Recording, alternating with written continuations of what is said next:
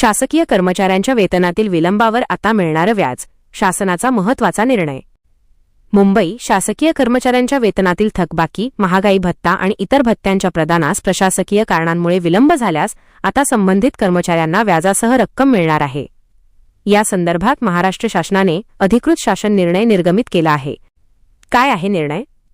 अनेकदा वेतन पुनर्रचना, पदोन्नती किंवा इतर प्रशासकीय कारणांमुळे कर्मचाऱ्यांच्या वेतनात होणारी वाढ किंवा थकबाकी मिळण्यास विलंब होतो। या विलंबामुळे कर्मचाऱ्यांना नाहक आर्थिक त्रासाला सामोरे जावे लागते। ही बाब गंभीर आणि आक्षेपार्ह असल्याचे नमूद करत शासनाने अशा प्रकरणांत व्याज देण्याचे अधिकार प्रशासकीय विभागांना दिले आहेत।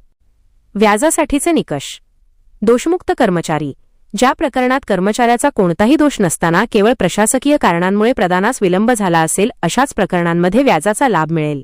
कालावधी: संबंधित आदेश निर्गमित झाल्याच्या दिनांकापासून 6 महिन्यांच्या कालावधीनंतर जर थकबाकी दिली गेली तर 6 महिन्यांच्या नंतरच्या कालावधीसाठी व्याज देय असेल।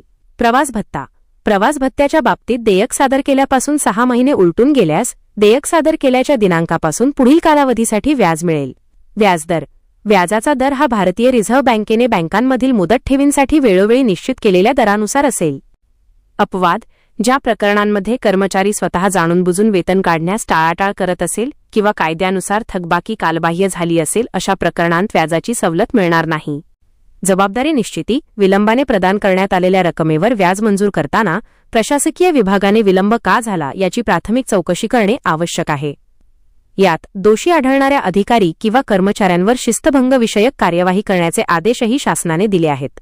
हे आदेश निर्गमित झाल्याच्या दिनांकापासून अंमलात आले असून यापूर्वी निकाली निघालेली प्रकरणे पुन्हा उघडली जाणार नाहीत असेही स्पष्ट करण्यात आले आहे।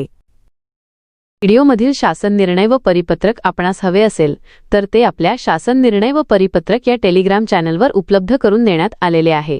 त्या ठिकाणावरून आपण ते डाउनलोड करून घ्यावे।